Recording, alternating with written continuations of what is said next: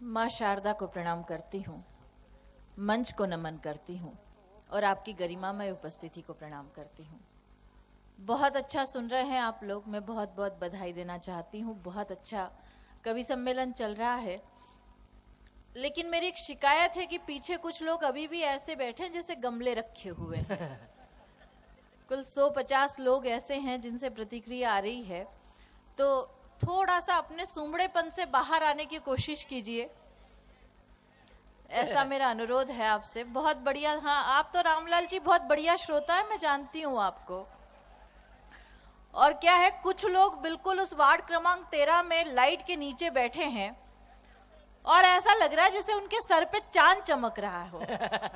और मेरा मानना है कि चांद तब चमकता है जब एक पुरुष के जीवन में दो महिलाएं उसके सर पर हाथ फेरती हैं।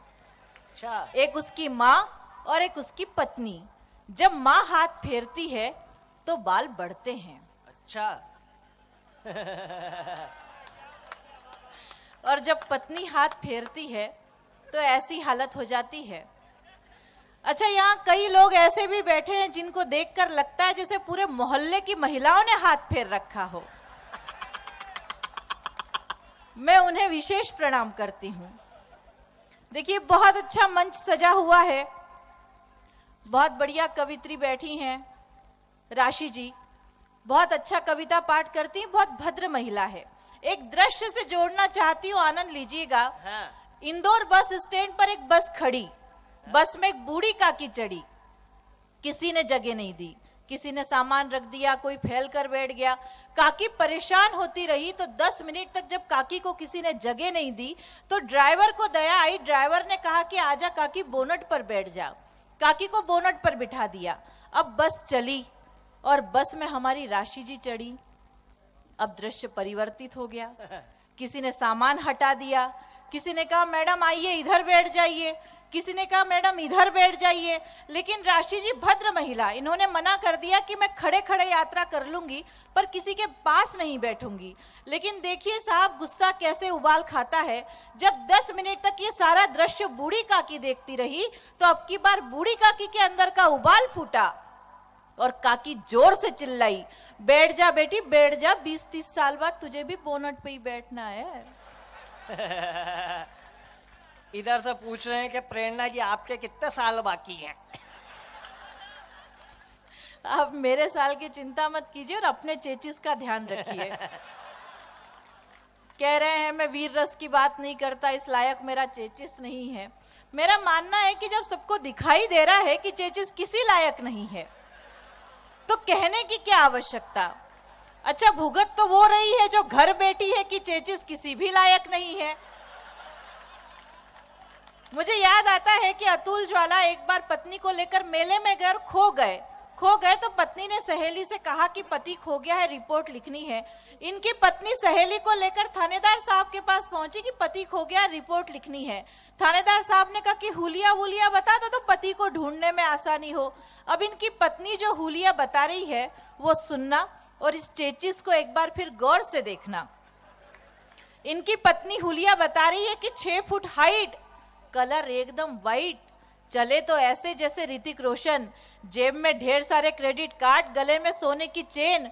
वो सहेली ने कोनी मारी, क्या कर रही है, किसका हुलिया बता रही है। पत्नी ने जवाब दिया, जाने दे, गया सो भंगार गया, आए वो तो ढंका आए। देखो प्रेरणा जी, ऐसा है कि ये तो मालवा है। हमारे यहाँ तो कभी कभी कबाड़े के सामान में भी ऐसा आइटम हाथ लग जाता है कि धो धा के काम में ले तो बरसों तक चलता है।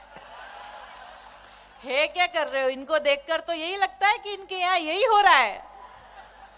देखो, आप हमारी अतिथि हैं, मैं खाली ये कह सकता हूँ आपसे कि खुद अपने हाथों आग मत लगा। बड़ा संभालना पंक्ति के, खुद अपने हाथों आग मत लगा, ये दिल का मामला है, दिमाग मत लगा। और सुनना चौथी पंक्ति कि खुद अपने हाथों आग मत लगा, ये दिल का मामला है, दिमाग मत लगा। और तू भी मेरी मोहब्बत का कायल है तो 2 का गुणा कर 4 का भाग मत लगा। वाह, क्या ऊर्जावान लोग हैं। अब लग रहा है कि जागृत हुए हैं। मतलब कई भूतपूर्व नौजवान भी वर्तमान नौजवान हो गए हैं। लेकिन 4 पंक्तियां कहना चाहती हूँ जो आपको देखकर मुझे लगता है कि कहनी चाहिए कि ऐसा लग रहा है जैसे चमगादड़ उजालों से राज मांगता है। अच्छा, चमगादड़ उजालों से राज मांगता है, कौवा कोयल से आवाज मांगता है और दिमाग से पैदल दिखाई देता है, बैलगाड़ी चलाने वाला हवाई जहाज मांगता है।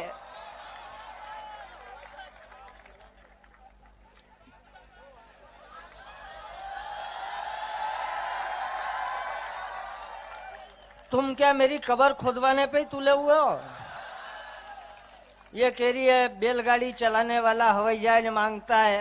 देखो प्रेरणा जी, ऐसा है कि चमगादड़ ही है जो चांद की चांदनी को चूमते हैं। रात में तो वही निकलते हैं, अपन तो सोए पड़े रहते हैं। कि चमगादड़ ही है जो चांद की चांदनी को चूमते हैं। नशा हो प्यार का तो कौवे कोयल सब झूमते हैं। और हम बैलगाड़ी वालों को इतना नाकारा मत समझो, हम हवाई जहाज बैलगाड़ी में रख के घूमते हैं।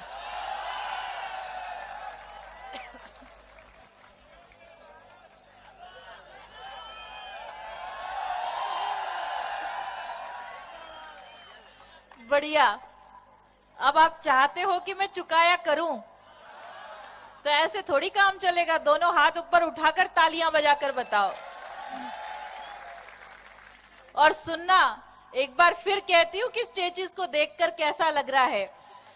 जैसे जर्जर खंडहर हवेली से सवालात करता है। जर्जर खंडहर हवेली से सवालात करता है। मेंढक सूट बूट पहनकर जल परी से मुलाकात करता है। और जिसकी तस्वीर देखकर जुगनू भी डर जाते हैं, वो शख्स आज चांद को पाने की बात करता है। अच्छा, तुमको बड़ा आनंद आ रहा है हो। देखो प्रेरणा जी, ऐसा है कि जल परियां खुद हमसे मिलने का बहाना ढूंढ लेती है। जवाब सुनना आप, कि जल परियां खुद हमसे मिलने का बहाना ढूंढ लेती है। चांदनी आकर हमारे आंगन का ठिकाना ढूंढ लेती है। और एक बात ध्यान रखना, हवेली की पहेली की सहेली वालों, दुनिया हवेली में नहीं खंडहर में खजाना ढूंढ लेती है।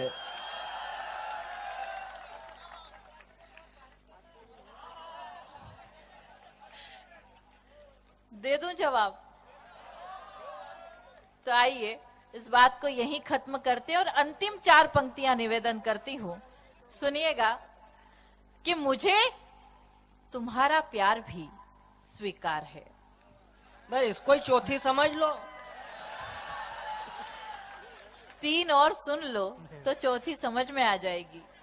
मुझे तुम्हारा प्यार भी स्वीकार है और मेरा दिल भी बहुत बेकरार है। और जिस दिन तुम्हारा और मेरा रिश्ता कायम होगा, उस रक्षा बंधन का मुझे बेसब्री से इंतजार है, बेसब्री से इंतजार है। और खूब आनंद आ रहा है आपको। भगवान कसम जीवन भैया, यहाँ से कभी चुनाव मत लड़ना, नहीं तो ये इतने कलाकार लोग हैं कि ये जिसका फार्म भरवाने जाएंगे उसकी जमानत यही जब्त करवाएंगे। मैं आपका वकील हूँ और हो करके मेरी फाइल निपटाने पर लगे हुआ। इन्होंने कहा देखो मैं आपका वकील हूं, मैं 4 नहीं 3.5 पंक्ति पढ़ूंगा और आखिरी की आधी आप बोलोगे, इस बात की गारंटी है।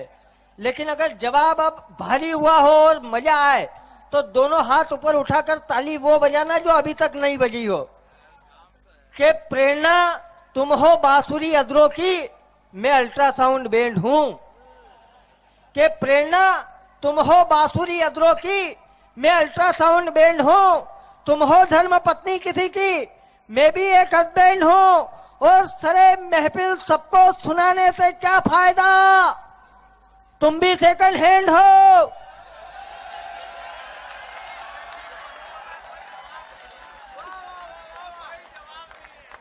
और मैं भी सेकंड हैंड हूं।